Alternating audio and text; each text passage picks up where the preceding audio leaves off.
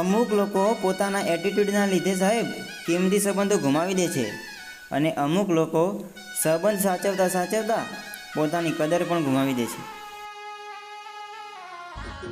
સોનાએ લોઢાને પૂછ્યું, જ્યારે આપણે બંનેને હથોડો ટીપે છે ત્યારે તું કેમ અવાજ વધારે કરે છે? તો લોઢાએ કહ્યું, જ્યારે પોતાના જ પોતાને મારે ને ત્યારે વધારે દર્દ થાય છે સાહેબ.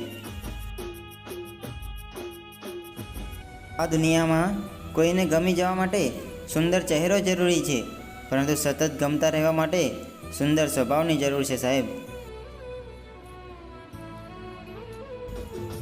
આંખે જોયેલી અને ખુદના કાને સાંભળેલી વાત પર જ ભરોસો કરવો જોઈએ સાહેબ, કેમ કે આ દુનિયા એડિટિંગ કરીને શેર કરવામાં વધુ માહિર છે.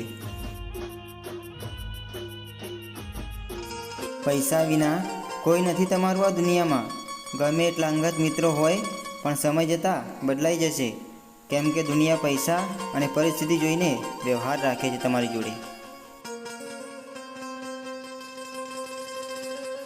જ્યારે ખરાબ સમય આવે ને એટલે ઉપરવાળાનો આભાર માનવાનો, કેમ કે ત્યારે જ ખ્યાલ આવે છે કે કેટલા લોકો કામના છે અને કેટલા નામના.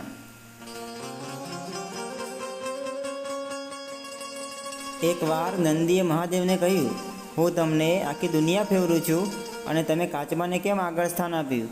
તો મહાદેવે સરસ જવાબ આપ્યો કે જેનામાં શાંતિ અને ધીરજ છે ને એને હંમેશા આગળ સ્થાન મળે જ છે. આ દુનિયામાં મને લોકોની નથી ખબર, પણ જ્યાં મેં ઈમાનદારીથી સંબંધ નિભાવ્યો છે ને ત્યાં મને આંસુ સિવાય કશું મળ્યું જ નથી.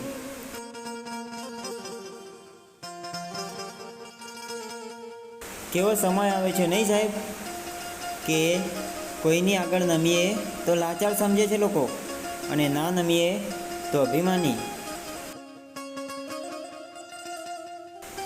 આ દુનિયામાં કર્મ અને નીતિથી માણસની ઓળખ થાય છે, બાકી સારા કપડાં તો મોલમાં પૂતળા પણ પહેરે જ છે.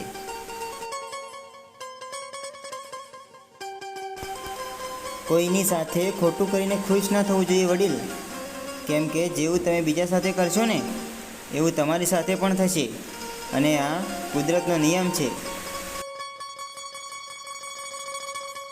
આ દુનિયામાં ઓળખાણ એવી બનાવો કે કોઈ તમને પૈસાથી નહીં પણ તમારી માણસાઈથી ઓળખે. હોશિયાર તો અમે પણ હતા સાહેબ, બસ આ લાગણી અને વિશ્વાસની રમતમાં હારી ગયા.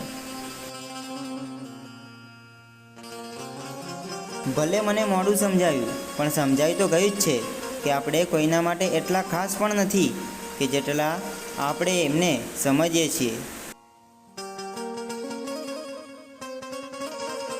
જેના માથા પર ઘરની જવાબદારી હોય ને સાહેબ, એ જમાનાનું નહીં પણ સૌથી પહેલાં કમાવાનું વિચારશે. આ દુનિયામાં કદર કરવા છતાં પણ કોઈ આપણી કદર ના કરે ને તો દુઃખી ના થવું, કેમ કે એક સમય એવો જરૂર આવશે જ્યારે એને પછતાવવું પડશે.